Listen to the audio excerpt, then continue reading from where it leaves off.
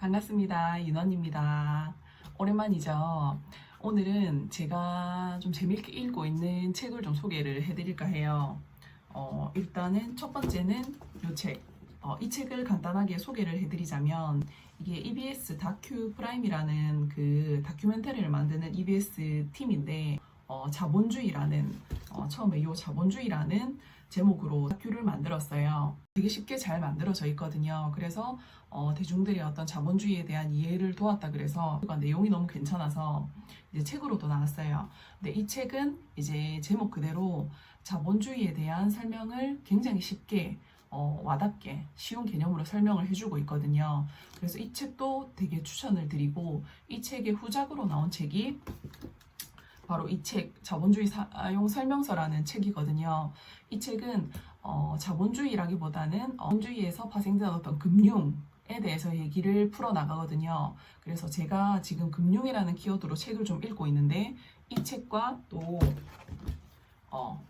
금융의 딴짓이라는 이렇게 책을 두 권을 읽고 있어요. 또 금융의 진짜로 역할이 뭔지, 혹은 역사가 어떻게 진행되어 왔는지, 그리고 지금 현재 금융의 문제점이라든지 그런 부분을 되게 얘기를 많이 해주고 있거든요.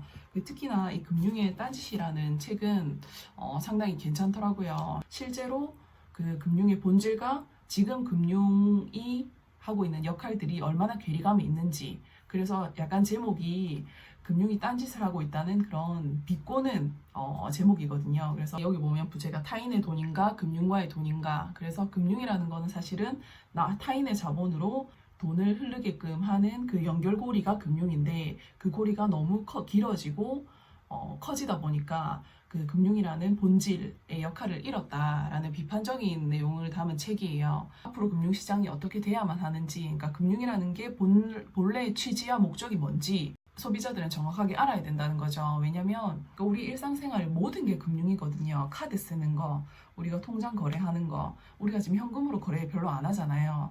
그런 모든 것들, 전자화된 모든 것들이 다 금융인데, 우리는 금융을 정말 제대로 이해하고 있는가. 그래서 이걸 사실 금융이라는 걸 안다고 해서 크게 나의 재산에, 자산 증식에 유리하다거나 이런 측면이 아니라, 저는 사실 자본주의나 어떤 금융이나 이런 부분이 투자의 개념이라든지 이런 부분이 굉장히 기본적인 소양이라고 생각을 해요. 우리는 제대로 경제교육을 받지도 못했고 금융교육을 받지도 못했잖아요. 그래서 반드시 경제적인 이런 지식적인 부분은 필요하다고 봅니다. 금융 관련된 책을 간단하게 소개를 해드렸는데, 그리고 금융이란 무엇인가에 대해서 잠깐 얘기를 해볼까 해요. 금융이라는 걸 딱 떠올리시면 은행, 돈 이런 거 생각나시잖아요. 금융이라는 건 쉽게 말해서 금전의 융통을 금융이라고 해요. 금전의 융통이라면은 돈이 융통된다는 건 흐른다는 거잖아요. 왔다 갔다 한다는 건데, 그 말인즉슨 돈이 거래가 일어난다. 그렇게 따지면 금융의 역사는 그 거래가 시작된 역사랑 비슷하게 흘러왔거든요. 그래서 쉽게 말해 자원이 이동하는 순간부터 금융은 존재했다. 우리가 아는 금융은 예를 들어 쉽게 대출 정도, 그리고 조금 하시는 분들은 채권이나 어떤 파생상품 이런 것들도 금융이라고 할 수 있는데, 실제로 일반 사람들이 접하는 금융은 굉장히 작은 부분이에요. 그러니까 모르는 분야가 너무 많아졌죠.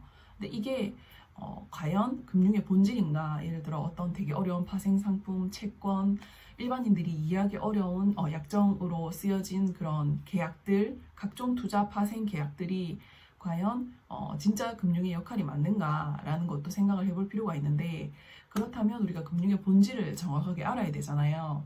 그래서 금융이 기본적으로 성립을 하려면 몇 가지 조건들이 있어요. 그러니까 기본적으로 금전이 필요하겠죠. 금전의 융통이니까 금전은 필요하고, 그렇고 융통을 하려면 빌려주는 사람하고 빌리고 싶은 사람, 이 양쪽이 존재를 하고 가운데 이제 금전, 돈이 존재를 하거든요. 이렇게 세 구도가 형성이 되면 금융이라는 게 일어나게 되죠.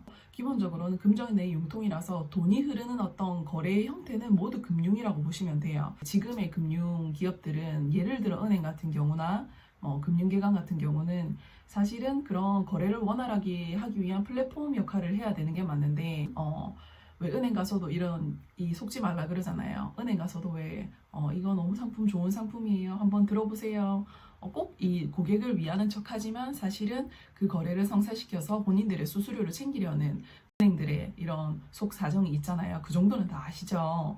절대 우리를 위해서 그들은 좋은 상품을 권해주지 않는다는 거. 사회가 복잡해지고 다양한 필요성이 대두됨에 따라서 너무너무 복잡해지다 보니까 이제는 그 본질을 잃을 만큼의 연결고리가 너무나 길어졌고 다른 이 별도의 금융시장이라는 게 더 크게 존재를 하게 된 그런 상황이죠. 지금은 이게 자본주의다 보니까 자연스럽다고도 얘기할 수 있지만 산업의 거대 자본들의 비판을 하는 사람들도 많거든요.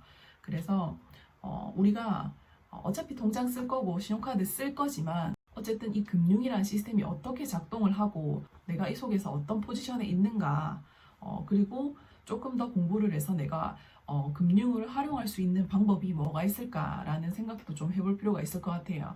그러려면 기본적으로 금융이라는 걸 이해하고 또 자본주의라는 이 큰 두 축의 시스템을 이해를 해야만 소비자로서 우리가 큰 돈을 벌려는 욕심은 없더라도 그래도 나의 자산을 안전하게 지킬 수 있는 방법, 대처 방법은 알아야 되잖아요. 그래서 그런 의미에서 대응을 한다는 의미에서 기본적인 경제 공부는 좀 필요하지 않나 싶습니다. 그래서 오늘은 금융에 대해서 간단한 기본 개념만 얘기를 했는데 앞으로 제가 책을 읽으면서 또 재밌는 개념이 있으면 소개를 많이 해드리겠습니다. 네, 감사합니다.